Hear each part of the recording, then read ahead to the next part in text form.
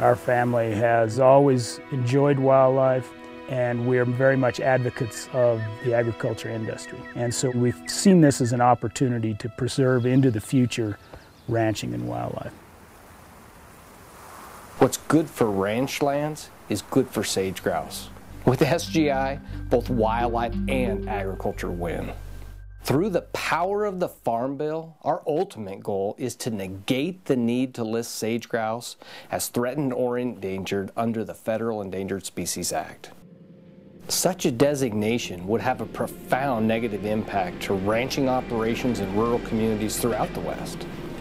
The listing, we don't want it. If anything we can do to avoid it, we'll do it. I can't imagine trying to operate with it.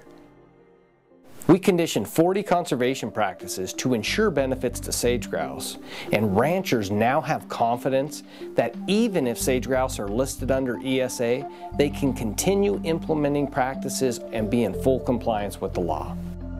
The objectives of SGI are threefold. First, we want to remove threats that are common to sage-grouse and ranch sustainability. Two, we want to implement enough of the right practices in the right locations to benefit populations. And lastly, we want to use science to assess the effectiveness of applied practices, quantify results, and continually improve program delivery. Sage-grouse have diverse seasonal habitat needs that are met across broad landscapes. Every spring, males dance at traditional breeding sites called leks, L-E-K-S, to attract receptive females. After females are bred, they'll disperse up to 11 miles from leks to find a secure and secluded nest site. Females then move their chicks to mesic areas or wet sites to find abundant food for growing young. Sagebrush is the only thing that sage-grouse eat in winter, and so they seek out large, dense stands of sagebrush that remain above the snow.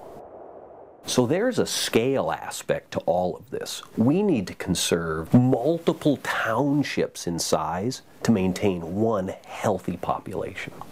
Sage-grouse are also a perfect umbrella species. When you do good things for sage-grouse, you also do good things for other western icons that people care about, like mule deer, elk, songbirds, and pronghorn. Sage-grouse occupy roughly half of their historic range in 11 western states and Canada. Sage-grouse are highly clumped in their distribution. 75% of birds are concentrated within 25% of their occupied range. So SGI and our partners created a spatial game plan to target where we most efficiently reduce threats, to benefit 400 or 500 birds instead of just 4 or 5, maximizing our conservation return on investment. Fragmentation is the primary threat impacting sage-grouse and sustainable ranching. Specific threats vary greatly across the species range, from conversion of native rangeland, energy development, and subdivision in the eastern range to invasive cheatgrass and conifer encroachment further west. SGI is generating positive outcomes, creating more birds through habitat improvements. In 1 year, SGI implemented grazing systems on 1,000 square miles of rangelands. Grazing systems increase hiding cover for nesting birds, leading to increased nest success on the magnitude of 8 to 10%. It's not all for sage-grouse recovery, it's for grass management and livestock production. Folks can look at it and there'll be no doubt in their mind it's probably working. SGI removed encroached conifers in excess of 100,000 acres located in sage-grouse high abundance centers or core areas, allowing birds to recolonize suitable habitat.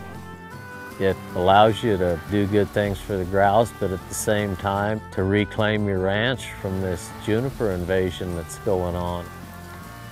Conservation easements provide the mechanism for keeping large and intact sagebrush grazing lands from being fragmented into small, isolated parcels. We are in a difficult situation in agriculture because the economy of agriculture does not keep up with the rate of inflation of the things that we need to produce our food. And how do we keep from going broke? And conservation easements, I believe, are a viable option for some families to continue ranching. SGI is preventing 800 to 1,000 sage-grouse fence collisions through the marking or moving of high-risk fences. This number equates to all the male sage-grouse attending leks in Alberta, Saskatchewan, North Dakota, South Dakota, and Washington combined. Partnerships are the cornerstone of what make SGI successful. Partners are hiring 24 new natural resource specialists in priority landscapes where human capital currently limits SGI implementation. SGI has quickly become one of the largest conservation success stories in the West. The true conservation heroes in this story are Western ranchers who voluntarily implement conservation measures designed to benefit sage-grouse. We may have branded SGI with a sage-grouse, but this effort now transcends that of a bird and instead embodies our commitment to maintaining rural ways of life and world-class wildlife populations in the West.